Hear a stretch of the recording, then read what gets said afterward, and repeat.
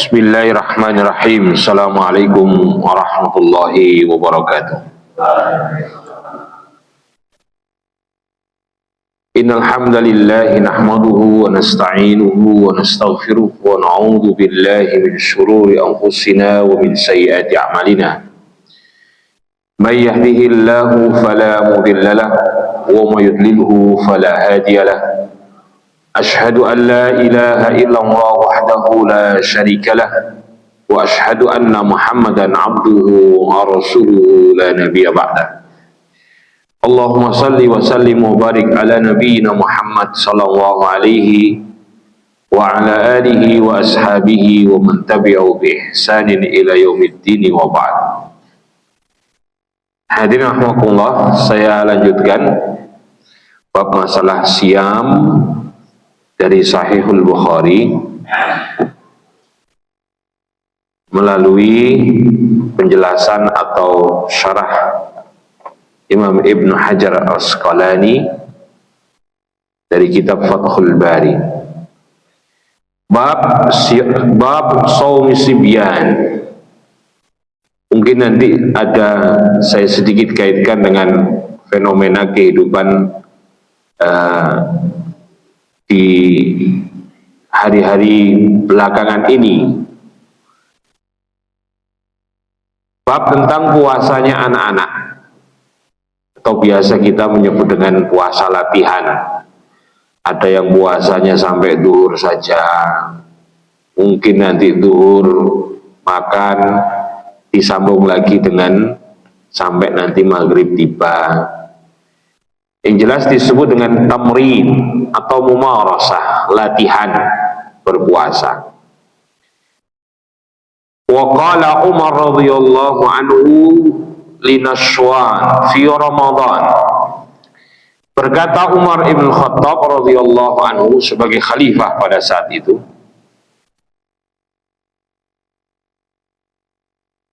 au hakiman, atau dia sebagai hakim sebelum menjadi khalifah, li Nashwanin, kepada Nashwan. Nashwan bermakna sakran, orang-orang yang ketahuan setengah mabuk di bulan Ramadan, tertangkap, dibawa kepada Umar bin Khattab radhiyallahu anhu. Umar kemudian marah dengan mengucapkan kalimat wailak. Ini menunjukkan kalimat yang kemarahan, ghadban. Lalu mengatakan wasibyanuna siyamun. Bagaimana kamu bisa melakukan seperti ini? Kok tega kamu melakukan seperti ini? Sedangkan kami ini adalah orang-orang, bahkan anak-anak kami biasakan, kami ajak, kami latih untuk ikut berpuasa. Anak-anak kami saja berpuasa, kok kalian berbuka bahkan dalam keadaan mabuk atau setengah mabuk. Fadarabahu, maka kemudian Umar ibn Khattab memberikan hukuman cambuk baginya. Hukuman cambuknya dikarenakan karena sakran, karena mabuknya itu tadi. Dan dalam riwayat yang lain kemudian orang tersebut diusir oleh Umar ibn Khattab atau dihukum tahanan, ya mungkin sekarang disebut dengan tahanan kota kah, tahanan apa begitu. Nah, ini justru disuruh keluar dari Madinah sampai pada masa tertentu. Ini adalah bentuk hukuman dari Umar ibn Khattab radhiyallahu anhu. Pada pokoknya hadirin rahimakumullah, di sini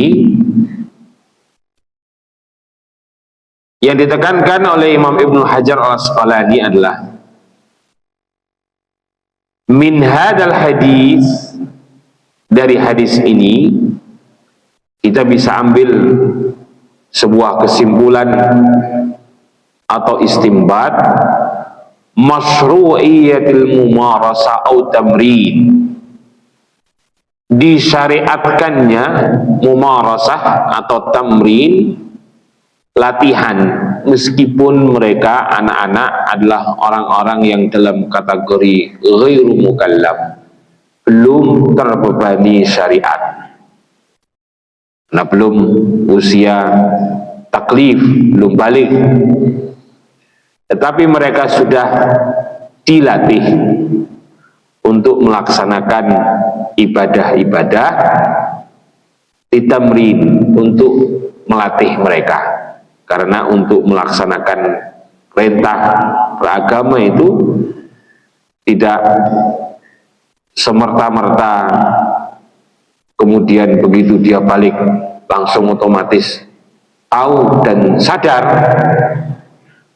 tetapi ada yang disebut dengan pembiasaan dan pembudayaan. Masyru', hal tersebut adalah sesuatu hal yang disyariatkan. Dari mana letak disyariatkannya? Hadirin rahimakumullah, ini adalah dilakukan oleh Umar bin Khattab radhiyallahu anhu dengan pernyataan seperti itu, bahwasanya di zaman sahabat radhiyallahu anhu majma'in, mereka terbiasa melatih, mengajak anak-anak untuk melaksanakan ibadah puasa. Sedangkan hadisnya apa? Tidak ada yang berhubungan dengan Ramadan, tetapi mirip dengan itu yang kemudian dijadikan oleh Umar sebagai hujjah, dalil bahwasanya boleh melatih anak-anak untuk ikut melaksanakan ibadah, termasuk diantaranya sholat, termasuk diantaranya puasa. Mungkin ibadah inilah yang paling mudah dan paling gampang, yang kemudian setiap kita mungkin bisa bertemu dengan waktu-waktu sholat, bertemu dengan waktu-waktu puasa. Sedangkan mungkin ibadah-ibadah yang lainnya agak sedikit mahal, seperti mengajak anak untuk ikut haji atau umroh, biayanya cukup mahal juga, apalagi belum lagi kuotanya, belum nyampe kuotanya dan seterusnya. Boleh mengajak, membiasakan anak-anak untuk ikut melaksanakan ibadah. Demikian terutama juga bagi para banat, anak-anak perempuan, perlu kemudian diajari mereka, diajak mereka untuk dari awal mengenal yang namanya jilbab ataupun hijab, karena tidak gampang begitu secara otomatis setelah dewasa mereka kemudian memiliki kesadaran untuk melaksanakan perintah-perintah agama tersebut. Perlu yang disebut dengan latihan. Karena kita ini manusia, tidak seperti barang, seperti komputer, begitu pencet perintah langsung dilaksanakan, namanya manusia. Nah, di sini juga hadirin rahimakumullah memberikan sebuah gambaran dalam setiap individu itu memiliki ketaatan terhadap menjalankan agama itu berbeda-beda, begitu. Namun di situ juga kita mendapatkan sebuah fenomena, ada yang disebut dengan frustasi beragama, gitu. Ini mungkin sudah menjadi madzahir yang umum di masyarakat kita. Pun kadang-kadang kita kemudian merasa itu hal yang biasa, tidak kemudian perlu ditangani, dikaji lebih dalam lagi, karena kita bisa mendidik anak-anak di masa usia-usia mereka belum balik, diajak untuk sholat, diajak untuk berpuasa di masa-masa kecil mereka. Tetapi pada saat mereka tumbuh menjadi remaja, yang sejatinya mereka sudah dalam keadaan mukallaf, sebetulnya mereka sudah mukallaf dalam posisi remaja, sudah balik. Namun fenomena melanggar, tidak ikut turut serta, lari dari kewajiban itu menjadi fenomena yang sering kita lihat di tengah-tengah masyarakat kita. Ini sebagai contoh saja, rahmatullah.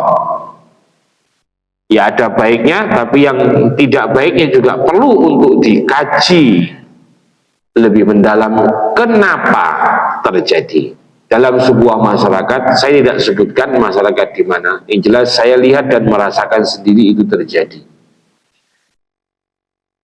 Dalam sebuah masyarakat itu fenomena umumnya anak-anak mulai TK sampai kemudian mereka usia SD, Masya Allah, di suatu masyarakat tersebut pintar-pintar, giat-giat belajar, rajin beribadah, ngajinya ndak ada yang namanya putus-putusnya, ibadah sholatnya juga demikian. Namun fenomenanya pada saat anak-anak ini memasuki usia SMP dan SMA, kelihatan liarnya, gak bisa dipegang lagi ekornya ini, ucul terus. Kenapa? Sedangkan hadirin rahimakumullah, ada nilai sebuah keutamaan tersendiri.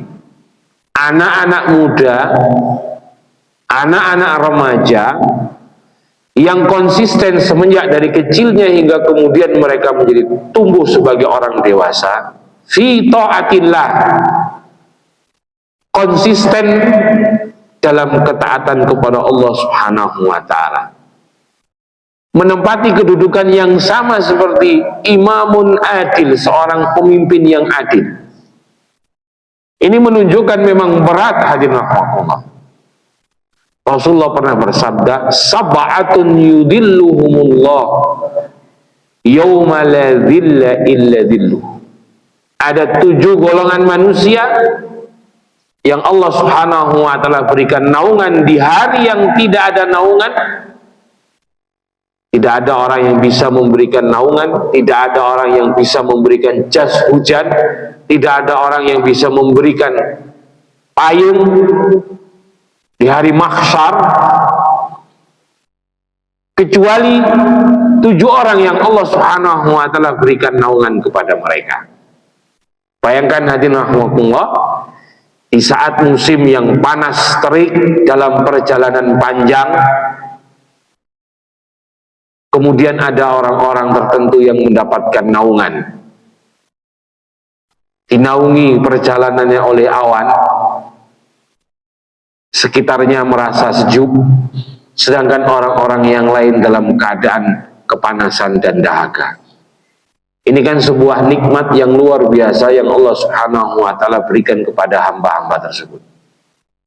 Di antaranya hadirin rahimakumullah, Rasulullah menyebutkan imamun adilun, seorang imam pemimpin yang adil, seorang pemimpin yang menunaikan hak-hak rakyatnya, kewajibannya ditunaikan dengan benar, hak-hak rakyatnya diberikan dengan baik dan benar, umatnya, masyarakatnya terpelihara dengan baik.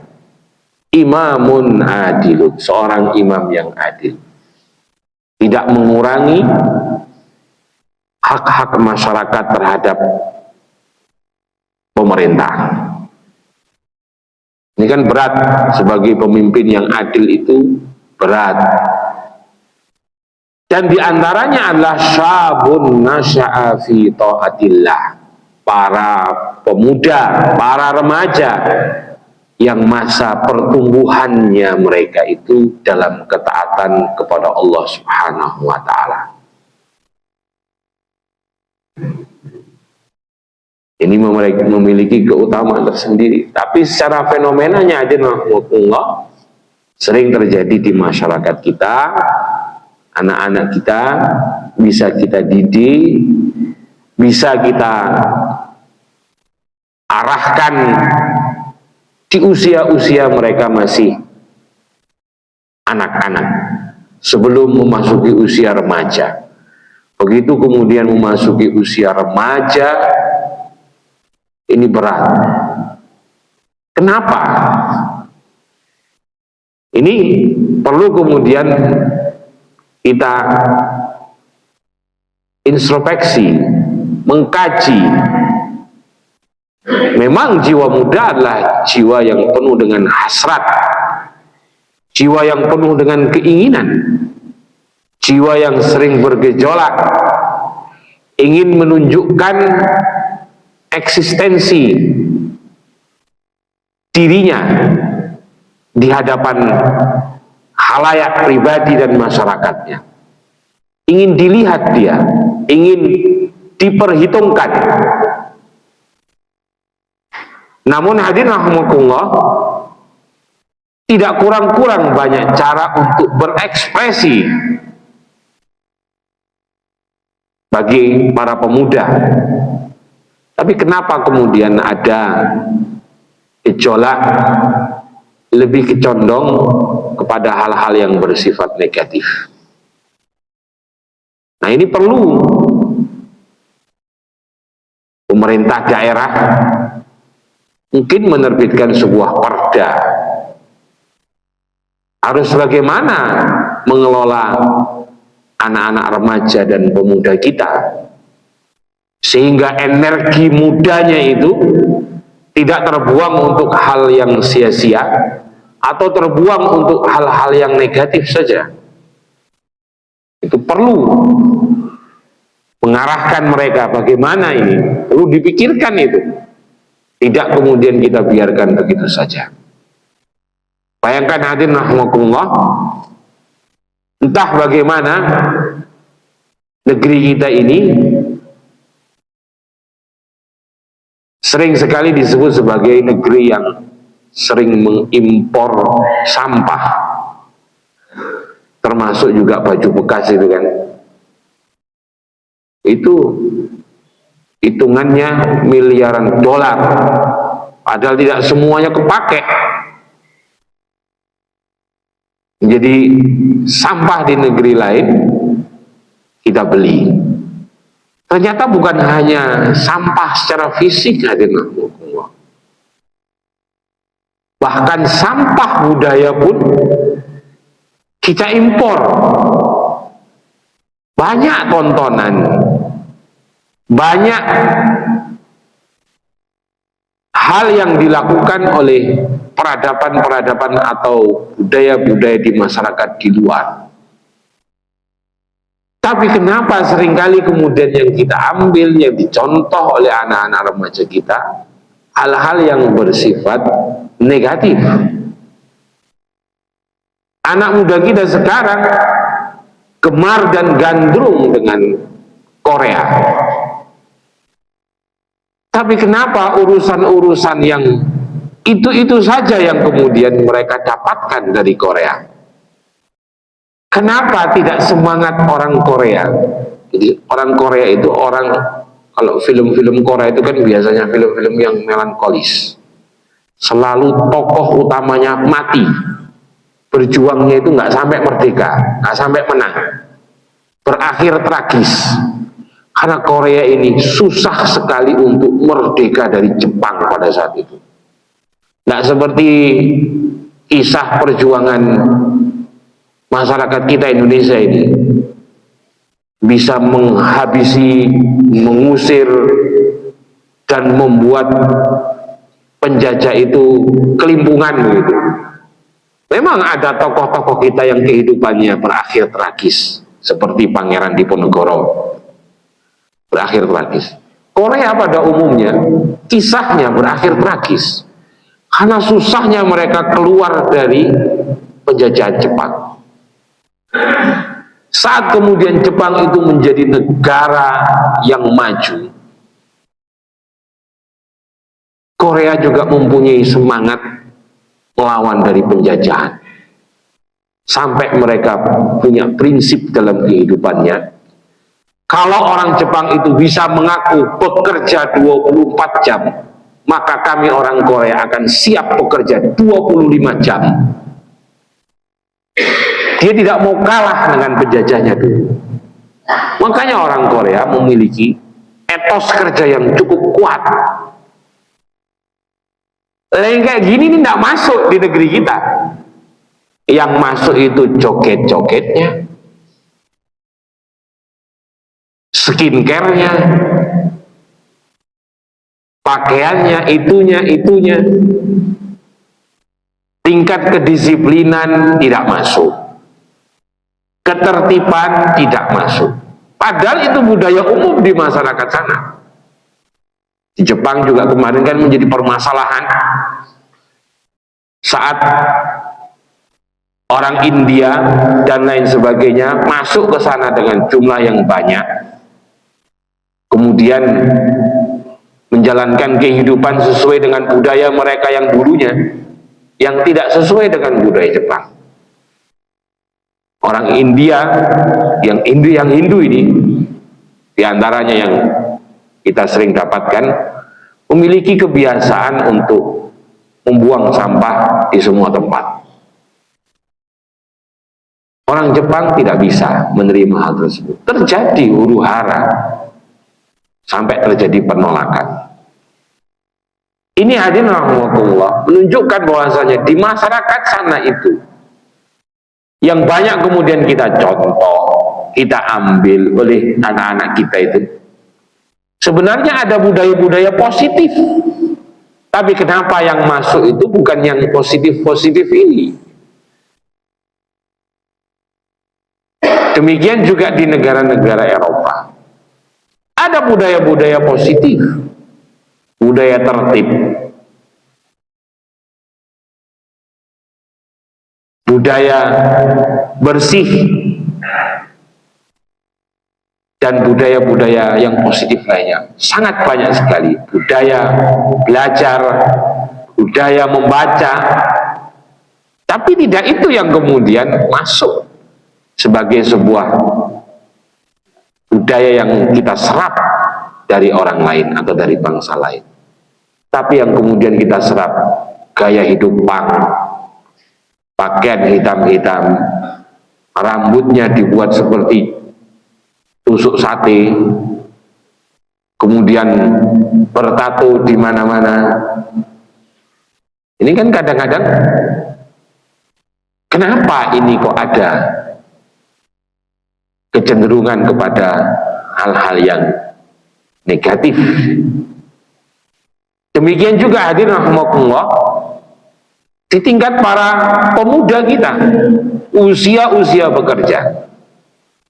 Banyak kita lihat di bulan Ramadan, usia-usia muda, usia-usia kerja, buruh-buruh pabrik, atau pekerja-pekerja di perusahaan, waktunya istirahat zuhur, masuk ke warung, nongkrong, makan, minum, dan seterusnya, yang kemudian setelah itu pura-pura keluar seperti hanya orang yang masih puasa lagi.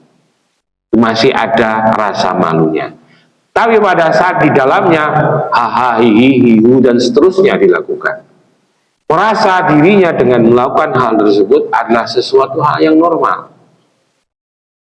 Hadirin rahimakumullah, ini juga diakibatkan yang disebut dengan sebuah frustasi agama, di mana hadirin rahimakumullah, arah pergerakan dunia ini didominasi atau dikuasai oleh kalangan-kalangan yang kemudian kita lihat mereka adalah orang-orang yang tidak taat beragama. Sedangkan dalam kenyataannya dilihat juga orang-orang yang taat beragama di kelas paling rendah dalam kehidupan sosial masyarakatnya. Jadi ada sebuah pemahaman di bawah sadarnya, ketaatan beragama itu beririsan atau selaras dengan kelas rendah, kelas bawah yang tidak naik-naik peringkatnya. Di bidang pekerjaan di pemerintahan pun demikian, yang masuk promosi, nilai kepangkatan dan seterusnya cenderung yang seperti itu. Yang taat beragama, yang berintegritas, tidak masuk-masuk promosi. Kenapa hadirin rahimakumullah? Karena ada kecenderungan global yang kemudian menganggap orang yang bisa maju atau orang yang bisa diajak maju adalah orang yang bisa berkompromi dengan kesalahan-kesalahan. Nah, ini nampaknya ada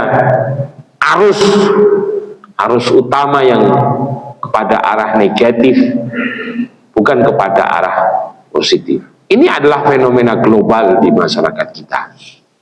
Begitu. Di masyarakat kita. Sedangkan di dunia luar sana, hadirin rahimakumullah, justru kecenderungannya kemudian berbalik saat ini. Nah, itulah yang kadang-kadang kita kurang berkaca kepada kehidupan yang bersifat global.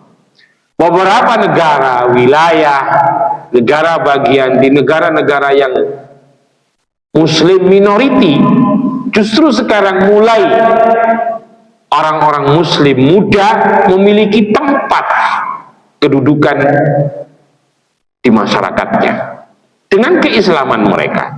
Banyak menjadi gubernur di wilayah-wilayah negara-negara yang non-Muslim pada umumnya, seperti Inggris, Amerika. Fenomena yang saat ini terjadi seperti yang kita baca di media. Ada sebuah geliat anak-anak muda yang mengisi kreasi kehidupan mereka dengan hal-hal yang positif sifatnya, bukan negatif. Nah, hadirin rahimakumullah, inilah yang perlu kita kaji, kita dalami dalam kehidupan kita, sehingga anak-anak muda itu memiliki peluang untuk berekspresi di nilai-nilai yang positif dan bukan cenderung mencoba berekspresi dengan nilai-nilai yang negatif. Kita tidak bisa salahkan semuanya. Kenyataan kita harus telan, tapi kita juga harus belajar dari kenyataan ini untuk mengubahnya, sehingga kita tidak terpuruk terus-menerus. Kita secara tidak sadar mengimpor budaya-budaya yang negatif secara terus-menerus. Film-film itu sampai di titik kemarin hampir saja kasus masalah isu terorisme muncul kembali di tengah-tengah masyarakat kita, gara-gara seorang anak muda melakukan apa yang pernah dilakukan di negara Amerika, meskipun menggunakan senjata mainan yang ditemukan, tapi berhasil meledakkan sebuah masjid karena frustasi, karena apapun masalahnya. Contoh seperti yang pernah terjadi berkali-kali di Amerika sebagai negara yang memiliki kebebasan memiliki senjata. Ada ekspresi negatif yang kemudian ditiru oleh anak-anak kita. Ini perlu hadir rahmatullah. Kewajiban semuanya, kewajiban masyarakat kita, individu kita, dalam keluarga kita, untuk mengarahkan, dan bahkan pemerintah kita juga harus memikirkan. Jangan slogan-slogan para pendahulu kita itu hambar begitu saja. Bukankah tokoh kemerdekaan kita mengatakan, Bung Karno pernah mengatakan, beri aku 10 orang pemuda, aku akan guncang dunia. Itu seperti hanya sebagai slogan semata. Belum bisa kita menjadikan kalimat-kalimat yang indah dan bagus itu menjadi kehidupan nyata. Ini perlu untuk dipikirkan. Sedangkan di belahan dunia lain sana, hal-hal yang bersifat positif itu dilakukan oleh para anak-anak muda. Itu yang perlu untuk menjadi introspeksi kita bersama. Kegiatan sekolah juga sekarang menjadi topik permasalahan yang luar biasa. Bayangkan 1 juta lebih orang-orang yang berijazah sarjana tidak mendapatkan pekerjaan. Kondisi kita sekarang ini. Apa faktornya? Macam-macam. Tapi diantaranya adalah masyarakat melihat sebuah nilai ketidakadilan yang terjadi, yang bergulir menuju kepada hal yang tidak semestinya. Kita didorong untuk menjadi orang-orang yang berpendidikan, untuk melanjutkan pendidikan sampai ke perguruan tinggi. Tetapi secara kenyataannya semua kedudukan-kedudukan itu didapatkan oleh orang-orang yang bukan karena pendidikannya, bukan karena kualitasnya, tapi karena keluarga dan koneksitasnya.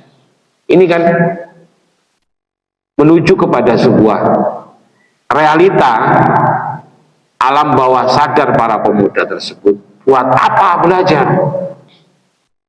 Toh juga begitu kejadiannya. Buat apa sholat? Toh juga begitu kenyataannya. Buat apa rajin beribadah? Toh juga begitu kenyataannya. Kita tidak sadar bahwasanya kewajiban-kewajiban seperti sholat, puasa, rukun-rukun Islam itu adalah kewajiban dasar kita sebagai seorang muslim.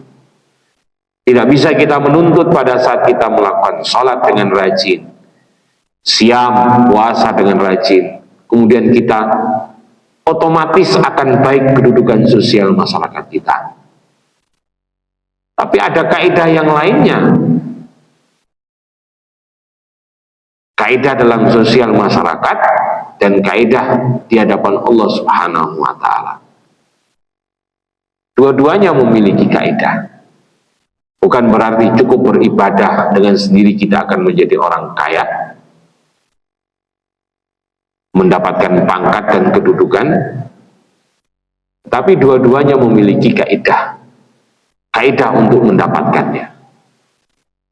Nah, hadirin rahimakumullah, ini potret yang sedang dikaji di tahun 2000-an oleh para pakar tentang yang disebut dengan frustasi agama.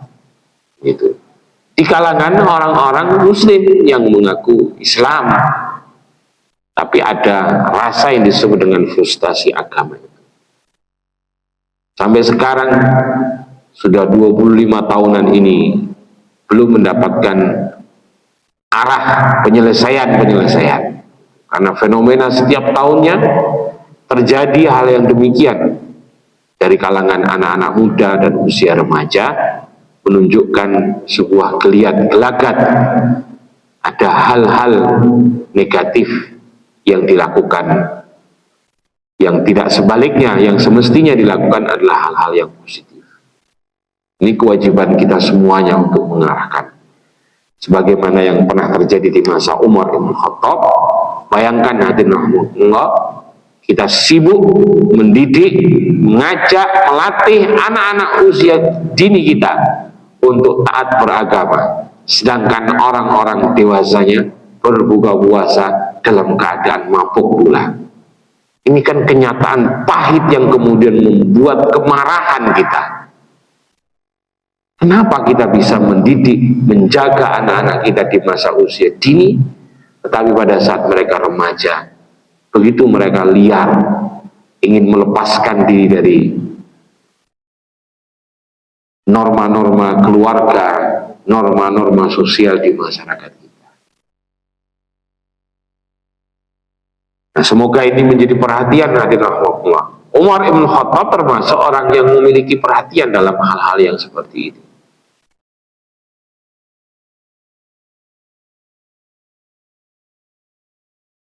Kemudian hadirin rahimakumullah, hal yang ketiga di sini juga kemudian disinggung oleh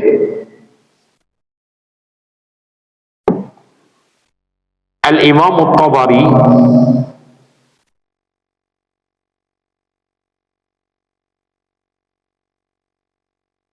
insyaallah kalau tidak salah atau Imam Al-Qurtubi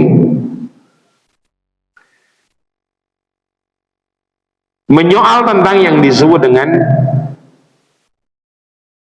ta'dibul jasad.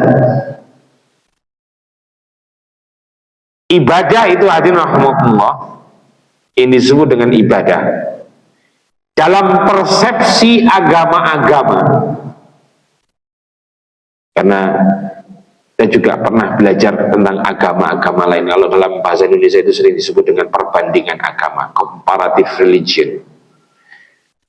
Agama-agama itu yang ada di dunia ini, konsep pikiran mereka beribadah itu adalah ta'dibul jasad,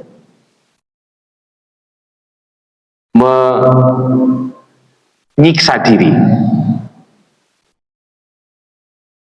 Misal puasa, tidak makan, tidak minum, itu kan memiliki kemiripan dengan ta'dibul jasad. Di agama-agama lain, dulu di agama primitif, bahkan orang mengeluarkan darah mereka, atau bahkan menjadikan orang-orang tertentu, mungkin juga anak muda, mungkin juga gadis, dan seterusnya, dijadikan sebagai korban. Ada yang disebut dengan ibadah itu pada umumnya adalah ta'dzibul jasad. Islam datang tidak dalam rangka untuk memberatkan manusia untuk melaksanakan agama. Ada nilai-nilai yang disebut dengan ta'dzibul jasad, tetapi dalam kadar batas yang manusia mampu untuk menanggungnya, tidak berlebihan. Makanya siam itu ada ukurannya, dari mulai masa sahur, terbitnya fajar, hingga kemudian tenggelamnya matahari. Setelah itu la siyama fil lail, tidak ada lagi yang disebut dengan siam, puasa di waktu malam hari. Setelah berbuka kemudian tidak makan lagi, tidak begitu. Nah, hadirin rahimakumullah, memang di dalam ajaran Islam laisa muqarrar fid dini, tidak menjadi sebuah kurikulum beragama untuk menjadikan ibadah-ibadah ini sebagai ta'dzibul jasad lisibyan kepada anak-anak.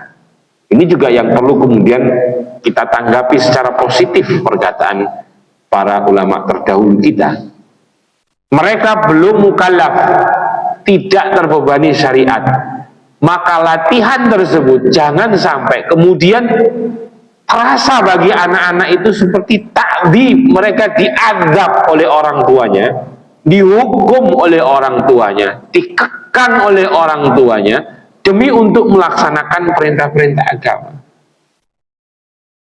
Gitu. Tamrin, latihan itu jangan sampai kemudian membuat cedera hati di anak-anak itu, sehingga di masa mereka menjadi anak-anak yang remaja, mereka kemudian bersiap-siap, berancang-ancang, ambil start untuk melawan.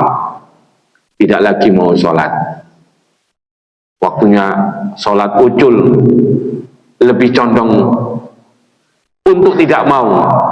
Disuruh untuk bertaat beragama itu nolak dan melawan. Memang hadirin rahimakumullah, laisa minal muqarrar, bukan menjadi kurikulum agama ini. Ibadah itu dirasakan sebagai ta'dzibul jasad.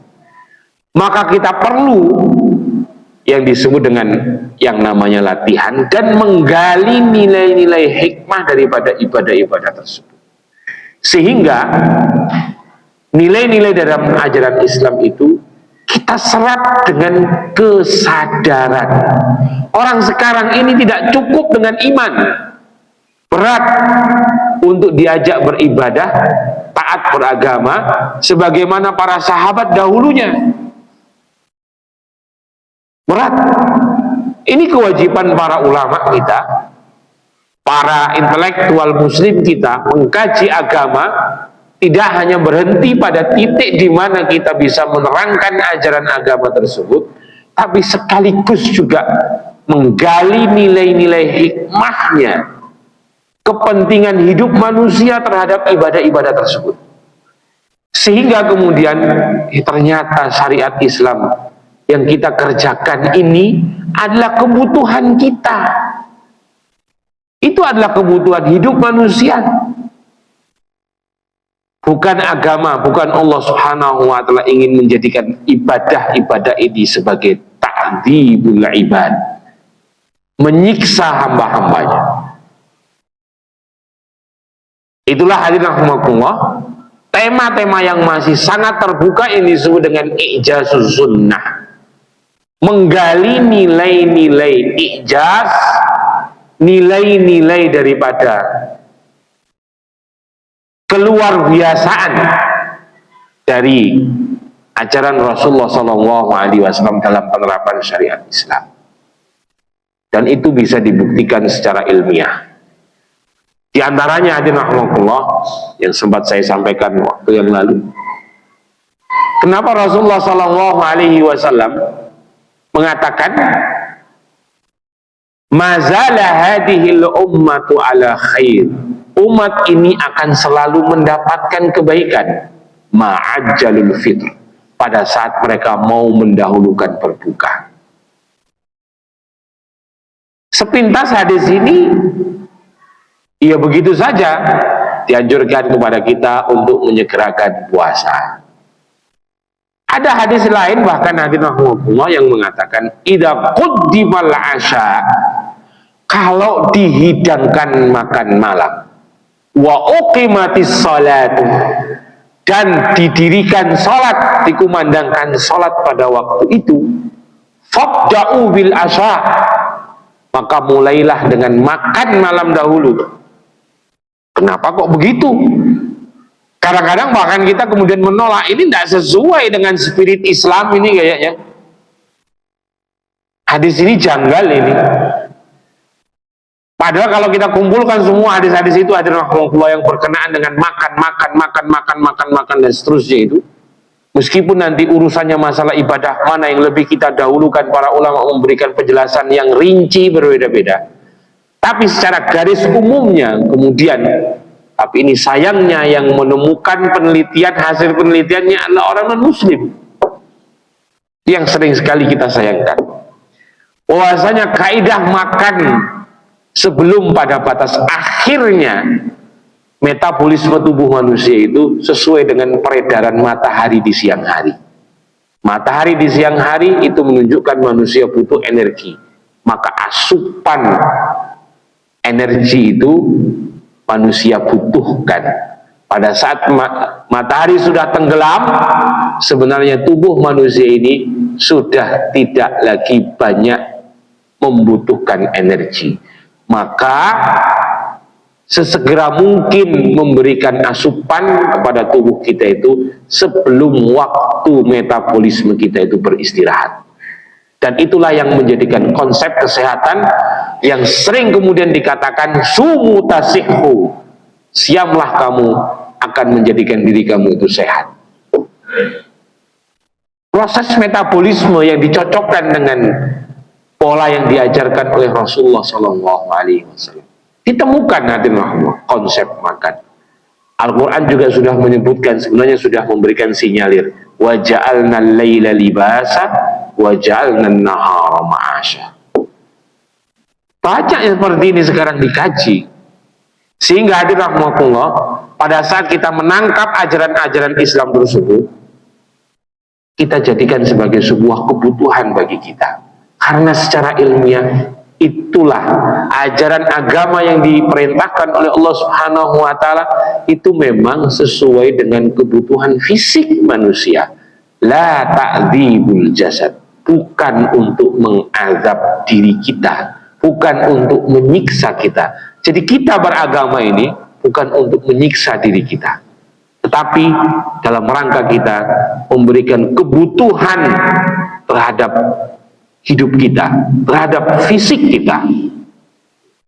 Bayangkan hadirin rahimakumullah, dalam sebuah peristiwa, sahabat diantaranya adalah Abu Dzar Al-Ghifari radhiyallahu anhu, pada saat melihat Rasulullah SAW sebagai orang yang qad ghafara laka ma taqaddama min dambika wa ma ta'akhkhar, orang yang Rasulullah SAW orang yang Allah Subhanahu wa ta'ala telah ampunkan dosanya dulu dan sekarang, sebagai orang yang maksum. Rasulullah beribadahnya luar biasa.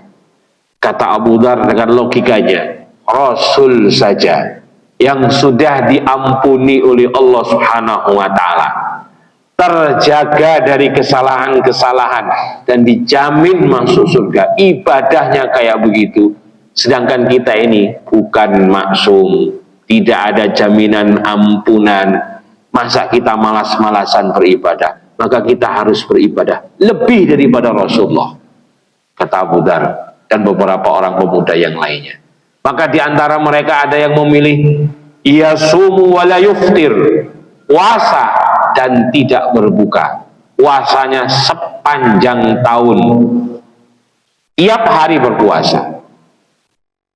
Ada lagi yang yaqumul lail, bangun malam hari, sholat di setiap malamnya, walam yanam, tidak tidur. Ada lagi bahkan yang kemudian tidak mau menikah, la yatazawwaj. Dan di antara yang dicontohkan dalam riwayat ini adalah cerita antara Salman Al-Farisi dengan Abu Dzar Al-Ghifari. Datang ke rumah Abu Dzar, Salman Al-Farisi ini melihat Abu Dzar, istrinya dalam keadaan berpakaian tidak sebagaimana layaknya wanita-wanita atau istri-istri sahabat yang lainnya. Dan istrinya Abu Dzar melayangkan komplain kepada Salman Al-Farisi, "Hadza akhuka laisa lahu hajatun fid dunya." Itu loh saudaramu, ya suami saya juga gitu, adalah orang yang seperti tidak lagi punya kebutuhan terhadap dunia. Artinya hidupnya untuk ibadah saja. Kita ingin mengekspresikan ibadah sebagai tujuan utamanya supaya tidak ingin ketinggalan timbang Rasulullah SAW. Lalu Salman Al-Farisi bertamu sebagai layaknya tamu, diberi suguhan, tidak mau makan kecuali Abu Dzar juga makan. Tidak mau tidur kecuali Abu Dzar juga mau tidur. Dan seterusnya. Dan itu dikomplain oleh Abu Dzar. Kenapa kamu begitu? Saya ingin beribadah kok kamu menjadi penghalang-halang ibadah. Kata Abu Dzar Al-Ghifari, "Inna li jasadika 'alaika haqqun." Sesungguhnya pada diri kamu itu ada haknya, ada hak fisik. Wali ainika laka haqqun, dan matamu juga punya hak untuk terpejam, istirahat. Wali zaujatika laka haq, dan istrimu juga punya hak. Wali rabbika laka haq, dan Tuhanmu juga punya hak terhadap dirimu. Fa'ti kulli dhi haqqin haqqahu. Berikan semua haknya itu sesuai dengan porsinya masing-masing. Lalu Abu Dzar tidak merasa terima, lapor kepada Rasulullah SAW. Lalu Rasulullah mengatakan, "Shadaqa Salman." Betul Salman Al-Farisi. Ibadah kita ini bukan dalam rangka untuk ta'dzibul jasad, bukan untuk menyiksa diri kita. Allah jadikan syariat ini adalah untuk pemenuhan kebutuhan kehidupan manusia, sama hanya dengan makan dan minum serta yang lainnya. Dengan syariat ini, agama mana yang kemudian mengajarkan kepada kita tentang konsep istirahat? Bahkan ada yang disebut dengan qailulah, tidur siang itu aja. Dulu kita diajarkan mungkin oleh orang-orang tua kita, tidur siang itu malas. Dalam ilmu pengetahuan modern kemudian banyak orang yang mengkaji tentang masalah tidur siang. qailulah, waktu duhur, pada saat khatib naik ke mimbar itu, saat hari Jumat, nah itu waktu qailulah. Makanya pada hari Jumat itu, yang pergi Jumatan, banyak yang ngantuk. Tanyakan kepada yang ngantuk-ngantuk itu. Begitu dia bangun saat khatib sudah selesai khutbah itu, plong kepalanya itu. Luar biasa. Tapi sayangnya yang melakukan penelitian ini orang non-muslim lagi. Yang mempraktekkan mula-mula juga perusahaan-perusahaan besar seperti Google dan lain sebagainya. Kenapa? Karena tidur siang sekejap itu, sepanjang khatib khutbah itu, ternyata mampu membangkitkan kekuatan otak ke 30 hingga 80% kembali. Maka di dunia kerja ini sangat dibutuhkan, sehingga tidak terjadi yang disebut dengan human error. Kesalahan diakibatkan karena faktor manusia, keteledoran, kelalaian, dikarenakan kecapean dan seterusnya. Manusia itu juga butuh istirahat. Rasulullah pernah berkata kepada Bilal dalam sebuah peperangan yang meletihkan, "Ya Bilal, arrihna bis salat." Wahai Bilal, berikan kami istirahat dalam perjalanan ini untuk dengan sholat itu. Sholat kita jadikan sebagai wahana kita, memberikan bel istirahat bagi kita. Coba bayangkan hadirin rahimakumullah, dengan sebagai pekerja saat ini, kalau diforsir bekerja mulai dari jam 7 sampai kemudian jam 5 tanpa ada istirahat, akan terjadi banyak kekeliruan dan kesalahan, karena manusia butuh kerja. Azan duhur, azan asar itu nikmat dari Allah Subhanahu wa Ta'ala. Sebelum kita mampu berpikir tentang kebaikan, masalah dunia kerja dan etos kerja, Allah telah memberikan kepada kita bel istirahat, dan itu menjadikan sebuah kesenangan tersendiri bagi individu-individu. Setelah bekerja, dia dapat imbalan yang disebut dengan istirahat sejenak. Kita kurang mengkaji hal-hal yang seperti ini, sehingga rasa bagi kita, anak-anak kita, remaja kita, agama itu adalah beban, bukan agama itu adalah kebutuhan. Nah, mari para tokoh-tokoh kita, pelajar-pelajar kita, kaji Islam sampai kepada titik-titik nilai hikmah, hubungkan dengan nilai-nilai pengetahuan modern, sehingga kita bisa mendapatkan ajaran Islam itu kita anggap sebagai sebuah kebutuhan kita, bukan sebagai sebuah beban bagi kita. Demikian mungkin hadirin rahmatullah kali ini yang ingin saya sampaikan. Insyaallah kita akan lanjut kembali nanti di bab-bab yang lainnya. Semoga bermanfaat. Subhanakallahumma rabbana wa bihamdika asyhadu an la ilaha illa anta astaghfiruka wa atubu ilaik. Wassalamualaikum warahmatullahi wabarakatuh.